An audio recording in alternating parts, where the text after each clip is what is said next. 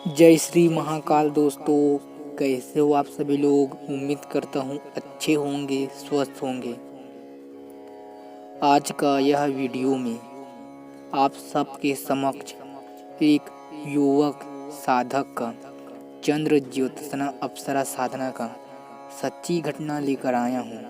कृपया करके वीडियो पूरा देखें।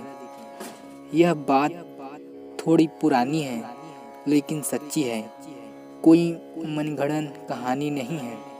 तो बात शुरू करते हैं। वह युवक 19 वर्ष का था, तो उसे हमेशा एक बात सताता था कि कोई सच्चा मित्र नहीं मिल रहा है। काश कोई एक सच्चा मित्र होता जो मेरे सहायता करता हर काम में, और मैं भी उसके सच्चे मित्र की तरह साथ देता। उसके मन में यह प्रश्न उठता रहता था, कौन है ऐसा साथी?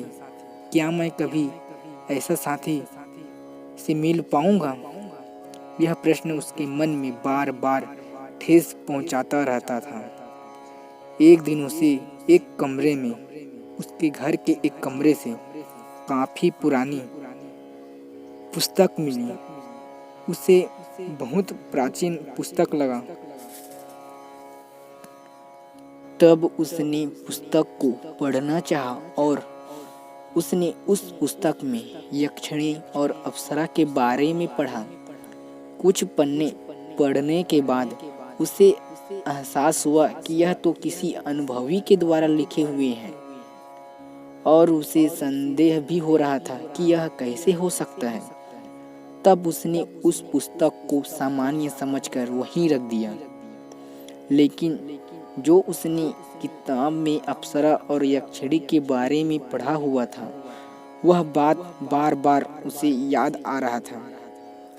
और उसने कहीं सुन भी रखा था कि सच में अप्सरा यक्षिणी होती है और यह अपने साधक को सब कुछ प्रदान करती है, अत्यधिक दयालु स्वभाव की होती है। और यह भी सुन रखा था कि अगर उसे सिद्ध करने के बाद दूसरे स्त्री से बात करता है तो उसका सर्वनाश तय है। लेकिन यह सच नहीं है, अपने साधक का सर्वनाश नहीं करती।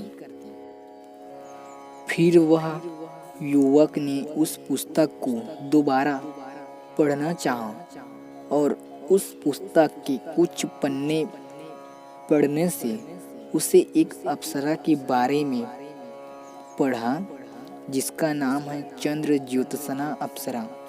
उसका मन कर रहा था कि वह साधना करे, लेकिन उसे कोई मार्गदर्शन करने वाला नहीं था।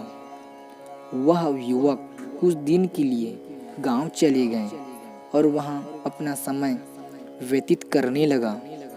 उस गांव में उसे एक सिद्ध संत मिला और उस संत को देखकर उसका मन असीम शांति महसूस कर रहा था। उस संत ने उसे अपने पास बुलाया और कहा, बेटा क्या बात है, परेशान नजर आ रहे हो? वह संत बोला, अच्छा तो तुम किसी विश्वसनीय साथी की तलाश में भटक रहा है? वे हंसकर बोले, पगले, विश्वसनीय साथी इस जगत में कहाँ मिलेगा? यहाँ तो सब स्वार्थी ही मिलेंगे। उस युवक ने आश्चर्य से कहा कि इस जगत में नहीं मिलेगा, लेकिन बाबा तो कहाँ मिलेगा? क्या और जगत है इस जगत के अलावा? उस सिद्ध संत ने बोला, हाँ है। वह है अप्सरा लोक, वहाँ अप्सराएं रहती है। तुम अप्सरा साधना करो, निश्चय ही तुम्हें वह साथी मिल जाएगा जो तुम चाहते हो। युवक को विश्वास दिलाया, उसके संशय को दूर किया और यह भी बताया, अप्सरा साधना सौम्य साधना होती है, यह किसी का नुकसान नहीं करती। सिद्ध संत ने कहा कि मर्यादा के प्रतिकूल कार्य नहीं करना चाहिए, तब कोई हानि नहीं है। और संत ने उसे चंद्र ज्योत्सना अप्सरा साधना करने का आदेश दिया और उसे उसका पूर्ण विधि विधान भी समझाया। युवक बड़ा प्रसन्न हो गया और युवक ने उस विधि अनुसार वह साधना शुरू किया जैसा उस संत ने बताया था। उसने कहा था कि यह साधना 3 दिवसीय लगातार करना है और 11 माला नित्य जाप करना है। जब वह पहले दिन मंत्र जप कर रहा था तो उसे कुछ अनुभूति नहीं हुआ। फिर उसने दूसरा दिन साधना किया। मंत्र जप कर रहा था तो 11 माला पूरा होने ही वाला था तो उसे सुगंध का एहसास हुआ। वह सुगंध तीव्र था जिसके कारण अपना शुद्ध बुद्ध खो रहा था। फिर उसे संत की बात याद आया और उसने अपने आप को संभाला। उसे उस सुगंध का एहसास रात भर आ रहा था जिसके कारण उसे नींद नहीं आई। और तीसरा दिन जब वह साधना कक्ष में गया तो उसे वही दिव्य सुगंध का फिर से आभास हुआ। उसे लग रहा था कि वह अप्सरा आ गई है। उसने अपने ध्यान वहाँ से हटाया और फिर साधना करने के लिए बैठ गया। उसने जब मंत्र जप प्रारंभ किया तो उसे छम छम की पायल की आवाज़ आया तो थोड़ा डर गया था, लेकिन मन ही मन खुश भी था क्योंकि अनुभूतियाँ जो हो रही है और सफलता जो मिलने वाला है यह सोचकर बहुत ही खुश हो गया। लेकिन वह छम छम की आवाज़ लगातार आना प्रारंभ हो गया जिसके कारण मंत्र जप में बहुत दिक्कत जा रहा था उसे। तो वह आँख खोल कर देखा और उसने जो देखा आश्चर्य में पड़ गया था। एक सुंदर नारी बिंबात्मक रूप से धीरे धीरे प्रत्यक्ष हो रही है। वह विचित्र दृश्य को देखकर मंत्र जप करना भूल गया था। उसकी रूप और सौंदर्य को देखकर उसकी आंखें फटी की फटी रह गईं। जो स्त्री प्रत्यक्ष हो रही थी उसके जैसा इस दुनिया में कभी नहीं देखा था। उसके लहराते हुए केस और गौर वर्णीय देह, उसका चेहरे का सम्मोहन इतना तीव्र था कि वह युवक चाह कर भी अपनी आंखें हटा नहीं पा रहा था।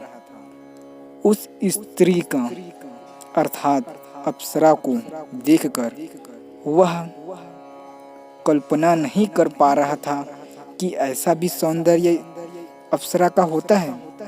एक एक अंग उसे इतना आकर्षित कर रहा था कि युवक भूल गया था कि वह साधना कर रहा है। उस युवक को अचानक से सिद्ध संत की बात याद आया और झट से अपनी आंखें बंद कर मंत्र जप पूरा करने लगा। उसी बीच अप्सरा ने बहुत सारे बात किया, लेकिन उस साधक ने मतलब युवक ने आंखें नहीं खोला। मंत्र जब पूरा हुआ तो अप्सरा उस युवक के सामने पूर्ण प्रत्यक्ष हुई और युवक ने पहले से 2 माला ला कर रखा था गुलाब की।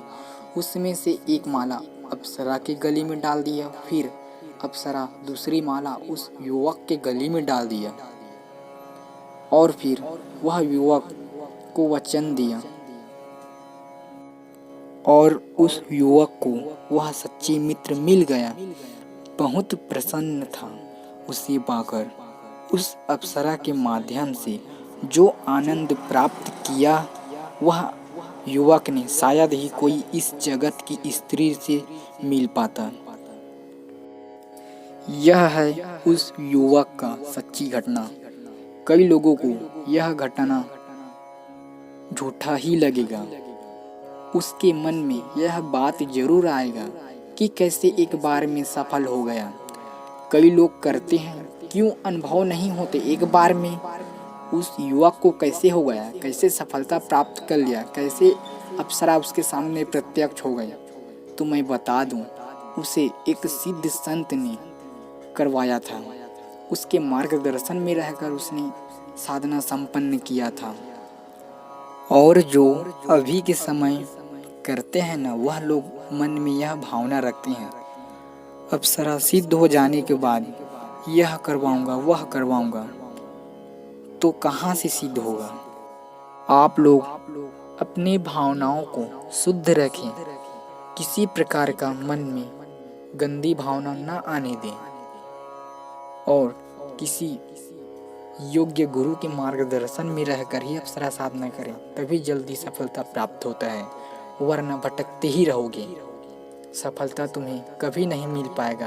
तुम ऐसे ही एक चैनल से दूसरे चैनल जाओगे। एक चैनल पर भरोसा करो ना। क्यों तुम्हें एक चैनल अच्छा लगता है तो उस चैनल वाले से बात करते हो, फिर दूसरे चैनल वाले से बात करते हो। एक के ऊपर भरोसा करो ना।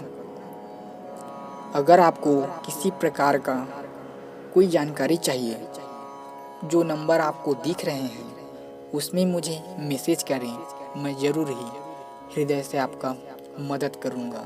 और इसमें किसी प्रकार का मार्गदर्शन का कोई पैसे नहीं लेता हूँ, निःशुल्क है। यह मैं अपने गुरु का ज्ञान आप सभी के सामने साझा कर रहा हूँ।